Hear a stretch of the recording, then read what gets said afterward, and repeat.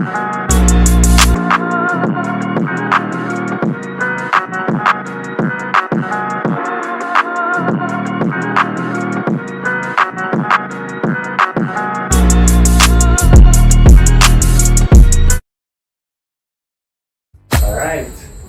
we are back for question number 3, and this one says a series is given as, they give us a series, the sum from k equal 1 to n of 8 over 4k squared minus 1.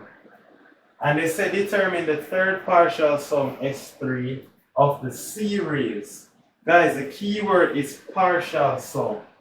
Partial means the first partial sum is when you put k as 1. So the first partial sum is 8 over 4 times 1 squared minus 1.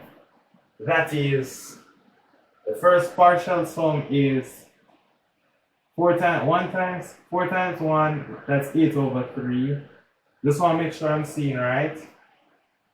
4 minus 1 is 3. That's the first partial sum. S2, the second partial sum, is 8 over 3, which is the first partial sum, plus, put k as 2 now. That's going to be 8 over 4 times 2 squared minus 1, which is 2 squared is 4. 4 times 4 is 16. 16 minus 1 is 15. That's 8 over 3 plus 8 over 15. If I recall correctly, LCM 3 into 15 goes 5 times, that's 40, plus 8, that's 48 over 15. So yeah, I don't like using calculator. This is S2. Now S3 is going to be equal to S2 48 over 15 plus, put k as 3 now, 8 over 4 times 3 squared minus 1. 3 squared is 9. 9 times 4 is 36. 36 minus 1 is 35. That's 48 over 15 plus 8 over 35. Now, just add them together now. I can't bother add them because that's crazy. 15 and 35. I can't look at it and tell you the LCM. Let me see. 70. No. I can't look at it and tell you the LCM. 48 over 15 plus 8 over 35. That is 3 and 3 over 7. 3 and 3 over 7. That's the final answer. That is your partial sum. That is your partial sum. So nice. That's 3 marks for this question. 3. That's that. That's 3 marks right here. Now part 2 says we need to prove that the sum from k equal 1 to n of this is equal to 8n over 2n plus 1. So that's what we need to prove. So to prove this now, first thing we can do is look at this right here. 8 over 4k squared minus 1. That can be written as 8 over, this is a difference of 2 squared. 2k minus 1 times 2k plus 1. Now since this is a difference of 2 squared, can be written as a over 2k minus 1 plus b over 2k plus 1. So now we just need to find what's a and b. Find the LCM, which we know is 2k minus 1 times 2k plus 1. 2k minus 1 into 2k minus 1 times 2k plus 1 leave 2k plus 1.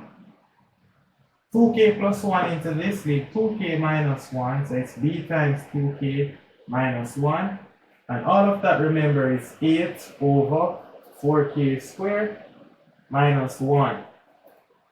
Equating the numerators, 8 is 8 times 2k, so that's 2ak plus a plus 2bk minus b. Now there is no k term over here, so we can just put plus 0k. So equating k terms,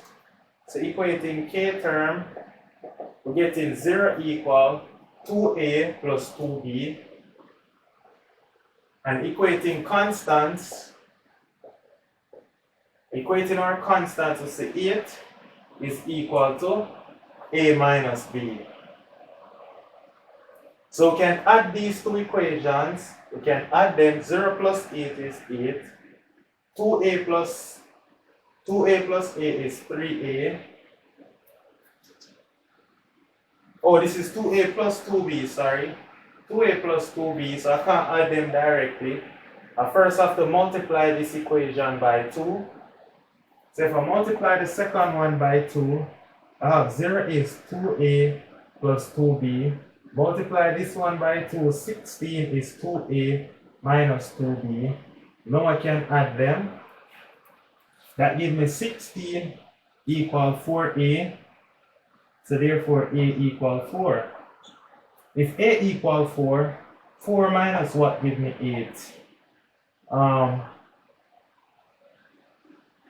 minus what give me 8? If I bring this over here, this is telling me b is equal to a minus 8. 4 minus 8 is negative 4. So b is negative 4. B is negative 4. Now guys, we really don't start the question yet. This is what we ultimately want to do. Now that we find a and b, only thing this allows us to do now is to rewrite this summation. So remember, we found that a is 4 and b is negative 4.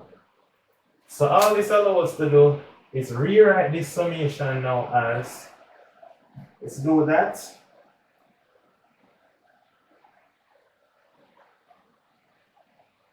So now we can rewrite the summation as the sum from k equal 1 to n of, remember we said it was a over 2k minus 1, so it's 4 over 2k minus 1 plus b, but b is minus 4 over 2k plus 1.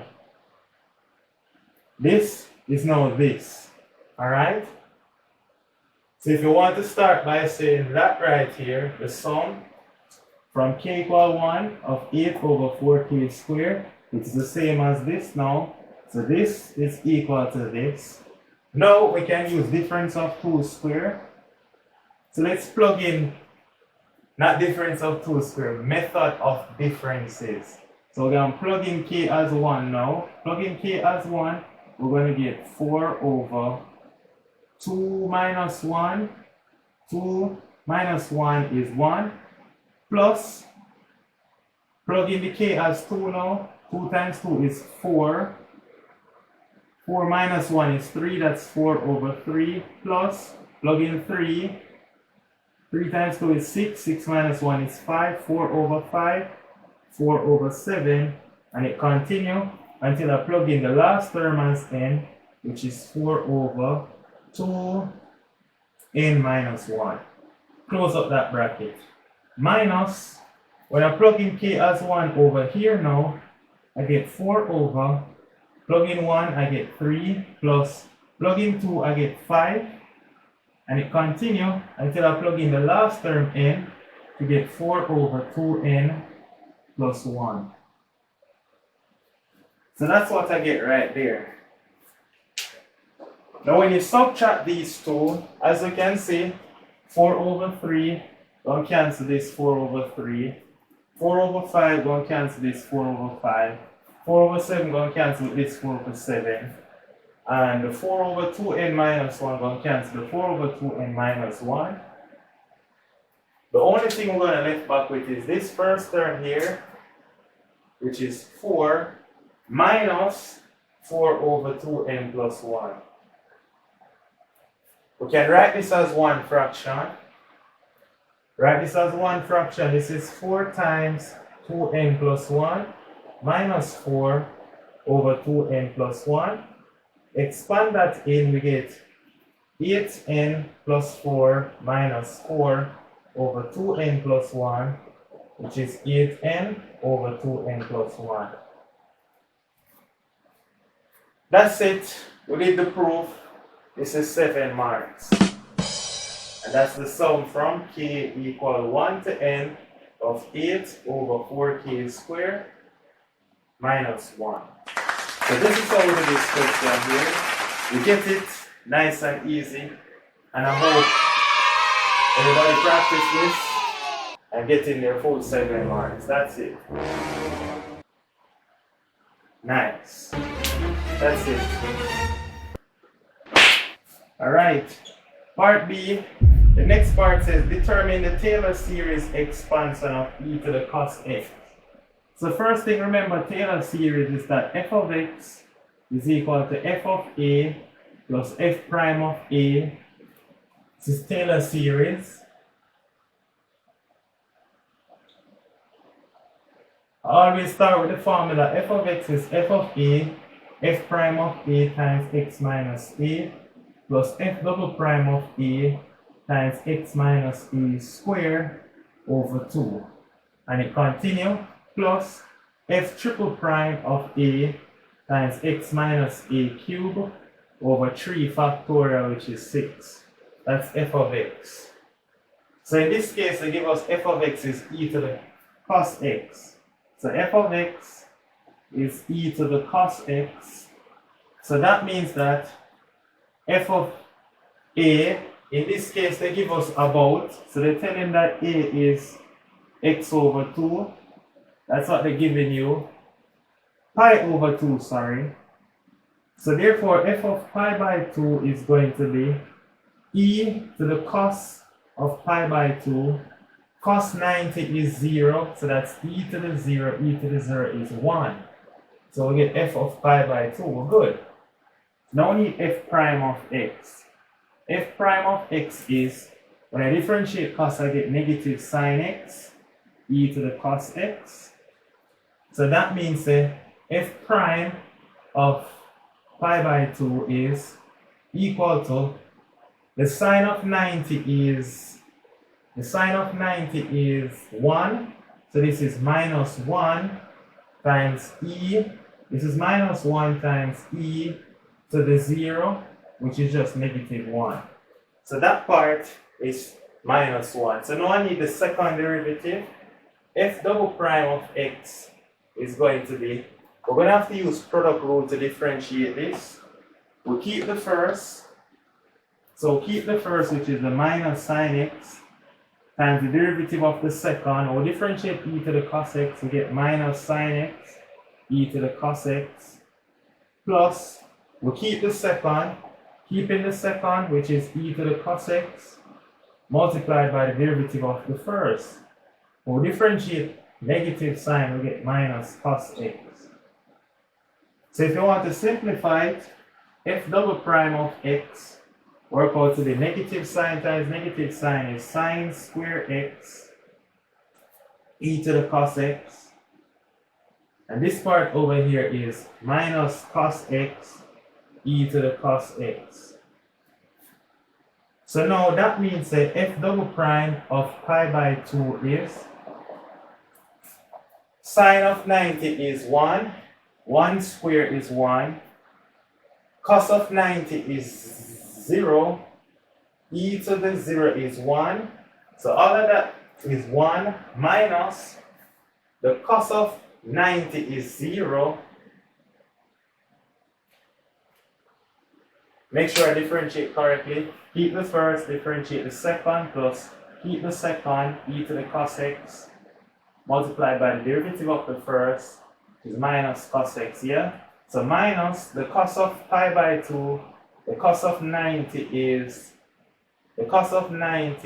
0. 0 times anything is 0. So I get 1 minus 0, which is 1.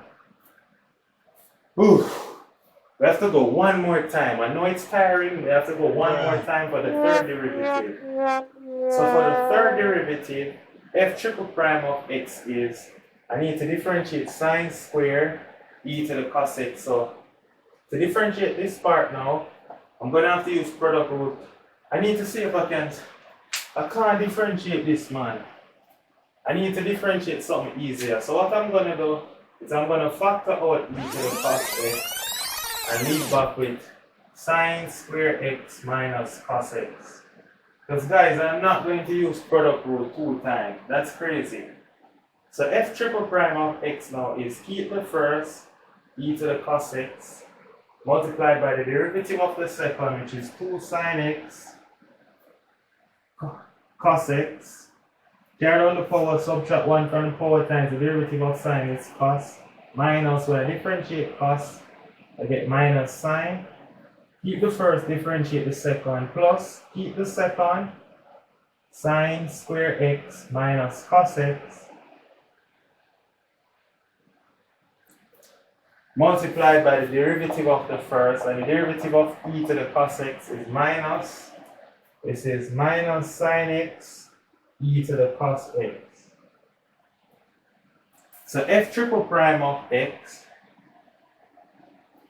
if we want to simplify it, it works out to be, I'm not even going to simplify it, I'm just going to work out f triple prime of pi by 2. So now put in pi by 2, e to the pi by 2 is e to the 0. Sine of 90, the sine of 90 is 1, but the cos of 90 is 0, so this is 0, plus this part here so is 1, close that bracket, plus over here now, sine square, sine of 90 is 1, so that's 1, minus the cos of 0, the cos of 90 is 0, close that bracket, times the sine of 90 is minus 1 here, times e to the 0. All of this work out to be 1 plus, this works out now to be 1 plus 1 times minus 1, which is 0.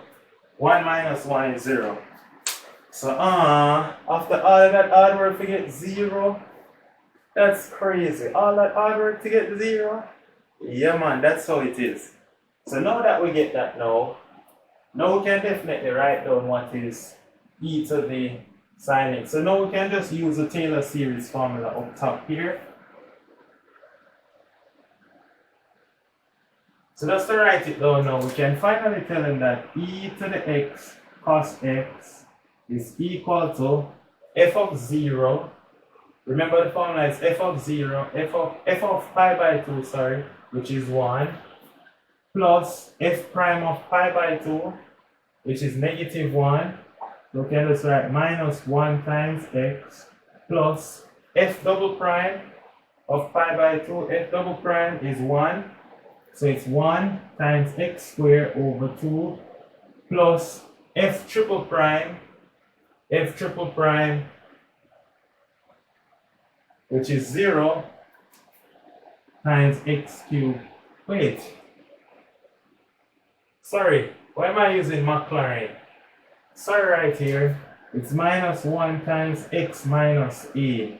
And a, remember, was pi by 2. So it is minus 1 times x minus pi by 2 plus 1 times, in bracket, x minus pi by 2 square over 2 plus 0. That's the answer. This at the top up here is the answer. That is your 7 mark. So suppose you get 1 minus x minus pi by 2 plus 1 times x minus pi by 2 square over 2 plus 0.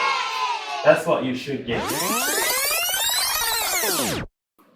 The next part says, using this series expansion, find the e to the cos of pi.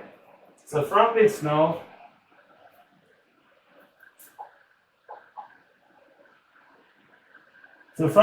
we need to find e to the cos of pi. So therefore, e to the cos of pi is equal to, where x is, you replace with pi. So it's 1 minus, in bracket, this is now pi minus pi by 2, plus, this is now pi minus pi by 2, all square over 2. Simplifying, we get 1 minus pi minus pi by 2 is pi by 2, plus pi minus pi by 2 is pi by 2. Pi by 2 square is pi square over 4 over 2, which is 1 minus pi by 2 plus pi square over 8. This is what we have, but remember 1 is what? 1 is 8 over 8. So if you wanted to use LCM, 1 into itself goes 8 times, 2 into that goes 4 times, minus 4 pi, 8 into this goes 1 time. So finally, our final answer we're getting is therefore e to the cos of pi is equal to, this is 8 minus 4 pi plus pi square over 8. And you put all of that in your calculator. So put that in your calculator, 8 minus 4 pi minus pi square divided by 8. Just want to make sure we didn't make any addition mistake. 8 plus, oh, this is 8 pi square, sorry. 8 pi square. 8 pi square minus 4 pi divided by 8. 1 into itself, 8 times, 2 into itself, 4 times, 8 into 8, 1 time. 8 into itself, 1 time. So many, that's fine. Put that in our calculator. 8 minus 4 pi plus pi square divided by 8. I get 0.66. 0.66. That's the 2 decimal place. So that's the answer, 0.66 to 2 decimal place. So, hope everybody got that. That wasn't too bad. Alright. From we get to this point, you could have just put it in a calculator from here. You don't need to do like me, and I like to keep everything in terms of a fraction. You don't need to do that. I like to do that. Just put everything in a calculator from here. So that's that. Nice. Alright. Part C says the first and fifth term of a geometric progression are 16 and 19. So the first term equals 16. The fifth term equals 9. I need to find the fourth term. Find the third term.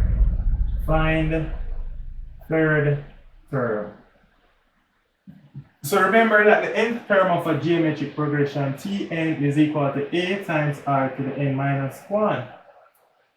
So the fifth term T5 is equal to a. A is the first term 16.